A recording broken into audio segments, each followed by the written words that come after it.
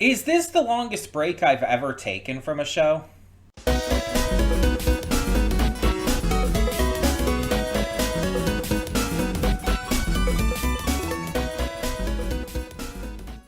Before we get to today's video, I want to take a moment to talk about Patreon. That's right, we are on Patreon now, and we have a bunch of tiers with a bunch of great rewards. You can subscribe and get things like early access to all reactions, depending on your tier, depends on which reactions you get early access to. You can vote on polls exclusive to patrons that will help determine future reaction series and more. You will get to just have various choices in terms of like getting to choose future reactions I react to, getting to choose first impressions I check out, all kinds of different rewards, and possibly more coming in the future. We're still new at this. We're still figuring things out. It's a process. It's a process. But we have multiple tiers, so whatever you would be able to donate, if you're able and willing to donate, is appreciated. It helps me out, it helps the channel out, it helps us grow. It's going to help just, standardly. It's just something new to check out. Plus, if you like getting the reactions early, that's also a plus. But it is optional. If you're unable to do it, that's completely fine. All reactions will come to YouTube just a little bit later, a week later or so. So, that all being said, thank you as always so much, and let's get on with today's video. And with that being said, hey everyone, welcome to Princess of Gay. I'm your host Connie, and today we're here with my blind reaction to episode 11 of Disenchantment. I have not reacted to this series since 2018. As of this year, that will be 8 years. So, most of a decade that I have not seen this. And fun fact for you, I forgot that we only did the first half. That we only did the first half of season 1. I thought we were going into season 2 today. And you're going to see on the reaction screen when we go over to that, it'll say season 2. I've got to change that because that's not accurate anymore.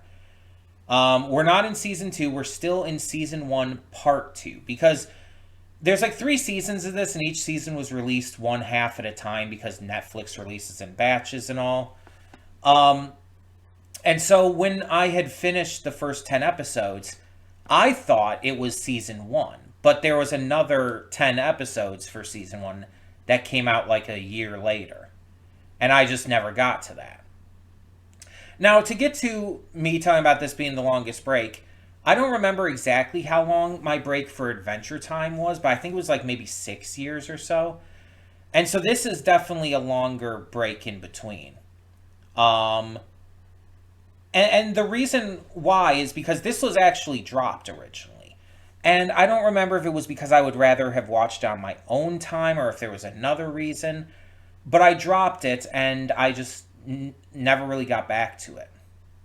Because I was gonna watch it on my own time, but like I said, I never ended up doing so.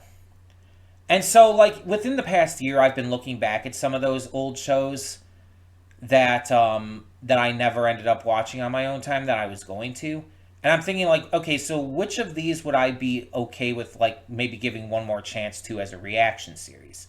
My feelings on stuff has changed. My interests have changed a bit, so I might be like more into them nowadays than I would have been back then. And this was one of the easy ones to get to in that regard because it's been so long, and because with this being a Matt Groening series, being by the same creator as Futurama and The Simpsons, there's already a certain level of fun humor to it. It's more adult than Simpsons is, but probably about the same amount as Futurama.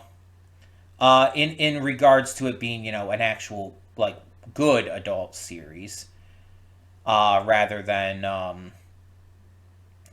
something like utterly stupid and just insulting like Family Guy. Yeah, it's just overall I really did enjoy a lot about it, but I guess at the time, there was just some things that I couldn't get into. Now, I do know that I loved the main character, Princess Tia Beanie, or Bean for short. Bean is adorable, she's funny, and honestly, I think she's kind of hot. Like, I know she's not like conventionally attractive. She has, the freckles, the buck teeth, kind of a doofy look, but overall, I honestly think she's kind of hot. I'm into her, and I'm not going to apologize for that. Maybe you should apologize for being a prude. But in all seriousness, yeah, I do genuinely think she's really attractive, and she's also just a really fun character. She had been searching for her mom and everything, trying to find out what happened with that. We found out at the end of the last part. She was turned to stone. She got resurrected. Everything's kind of turning upside down. I think Elfo's dead. So, yeah, crazy shit. But I'm curious as to where things are going to go. Because obviously Elfo's not going to stay dead. There's a lot that's telling us that the queen, or I guess former, future queen, whatever, however it ends up going. There's a lot telling us that she's probably not the best person. And I think Bean at this moment isn't quite understanding that, I guess would be a good way to look at it. Because she just wanted her mom back for so long. And yeah. But I'm sure she'll see. And I'm just kind of going off of what I remember, mind you. I don't remember much because it's been so long. But I remember, like, these minor details.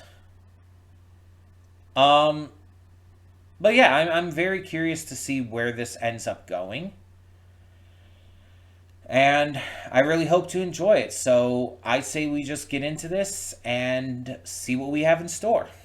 Hold up just a sec. Before you click that link down in the description below to get to today's video, I want to remind you of all the awesome content we have both on this channel and the Princess of Gaming channel.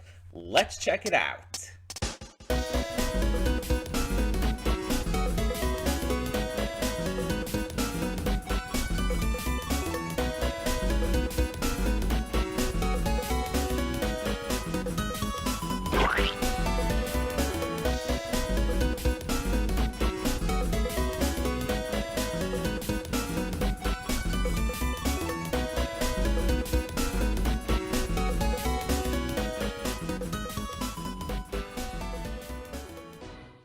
And welcome to the Afterthoughts. We'll begin with spoilers in 3, 2, 1, now. So yeah, this went pretty much as it really could have, if we're being honest. There's not really too much of another way this would have went. With Dagmar being revealed to be evil, though we kind of already figured that out, but being revealed to Bean. And the fight with, her family and getting Lucy and going to try and rescue Elfo and everything. All of it's kind of like going in the directions that we had to like take it. But at the same time, this episode was very serious. And it kind of caught me off guard. Because, like, I talked about going into this, how this series is, a comedy. Because it's Matt Groening. And I think I've pronounced his name like 3 different times every time I've said it. Groening? I'm not 100%. But, excuse me. You expect more comedy. Because, like, with Simpsons and Futurama, they obviously have some very serious moments and stuff.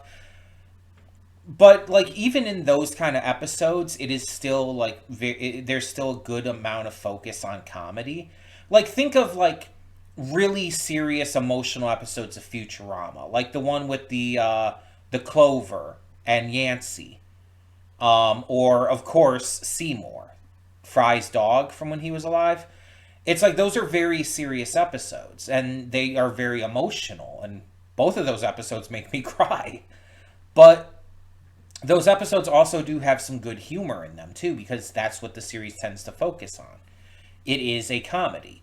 And a good comedy will have serious moments and episodes that focus on like very emotional beats and all. I stand by that. A good comedy will touch on that stuff. But it's not everything. You do have to have some comedy. And honestly, there was like a little bit of light comedy with this episode, but this was very serious, like aggressively serious. Like the tone talking about like the family curse and the murder and everything, which I guess the idea if this curse is real, then Dagmar has it, I guess. She's the generation that would have it, not her parents' generation or whatever. Um, but if we're to believe that's the case, I wonder if it's going to be possible to actually save her from it if it is real. That would be fascinating. But either way, with that, with the like plans of this like um this ritual they're gonna do with Bean to get their fortune and stuff back, just how it handles a lot of it, even the scenes showing the king having to deal with being alone and trying to like, you know, trying to feel sorry and trying to like make amends for like his actions, feeling like it's all led to this. um he's he's failing at it, and there's some like funny moments like when the two he gets to help him ends up leaving after he threatens them just out of habit. But it's even that, even most of the stuff with him is like, it's just sad.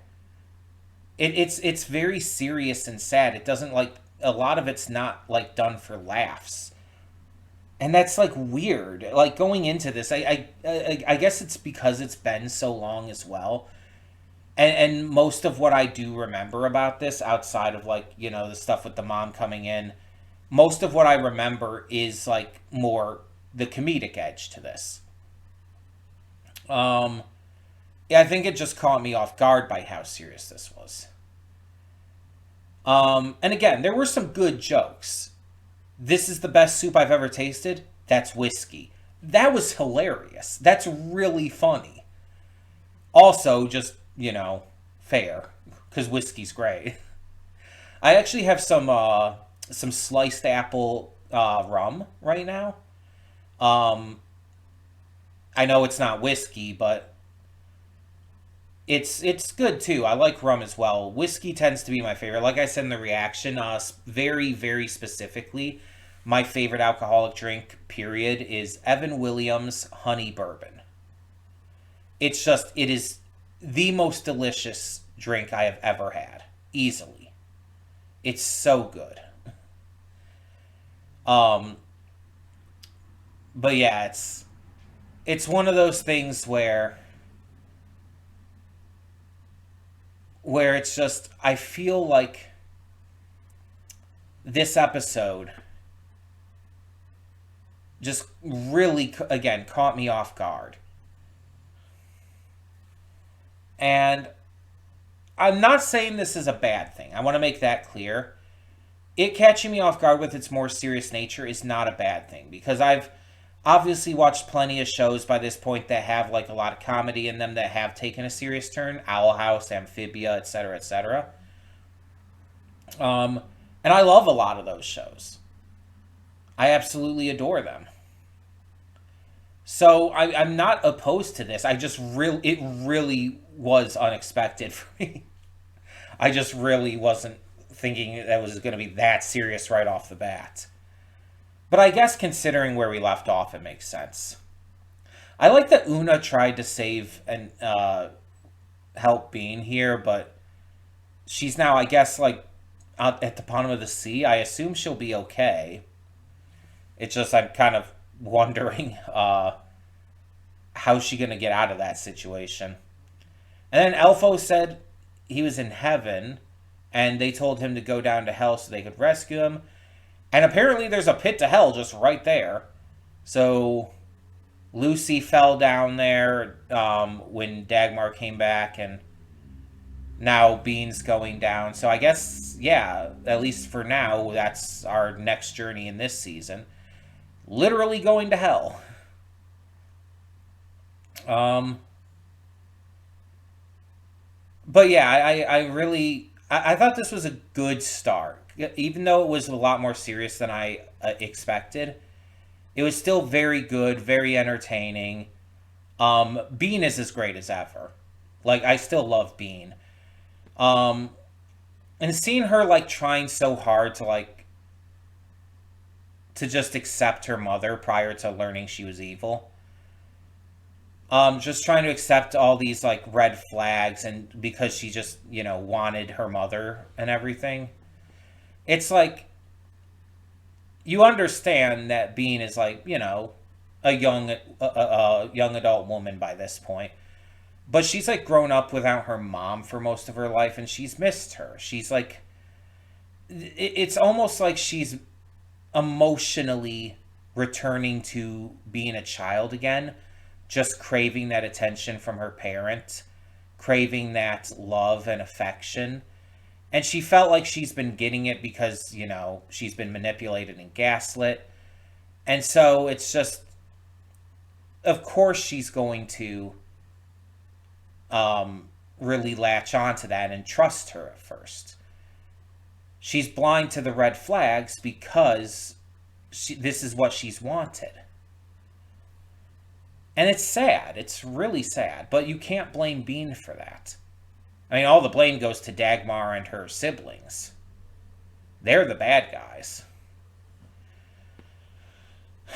But yeah. I'm very curious to see how they portray hell, because hell is portrayed so often in media, especially animated media, and it's almost never portrayed the same way in two different pieces of media. Like, it's been portrayed so many different ways. And I'm very curious to see what this show does with it. Is it going to be like almost comically stereotypical? Because I feel like that would be in this show's humor. Either that, or it's going to be as comically unstereotypical as possible.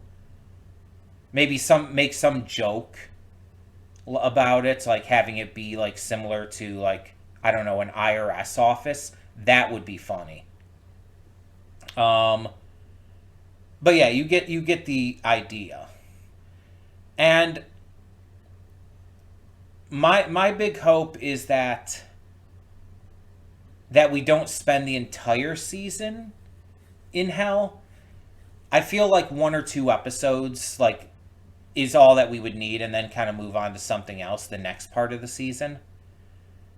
But yeah, I'm very curious to see if we're going to continue to follow Dagmar right now, or if she's going to kind of take a back seat for the moment.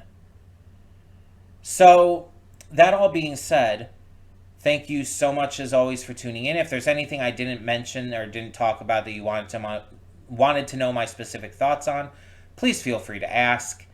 But also let me know your thoughts on episode 11 of Disenchantment. Not season 2, episode 1. I know that it's episode 11. We're still in part 2 of part 2 of season 1. So, which I guess some places have it labeled as such. I'm just going to label it episode 11, just to make it simple since it's the same season. But yeah, let me know your thoughts, and thank you so much as always for tuning in. For now, I'm Connie, and I'm signing off. See y'all next time.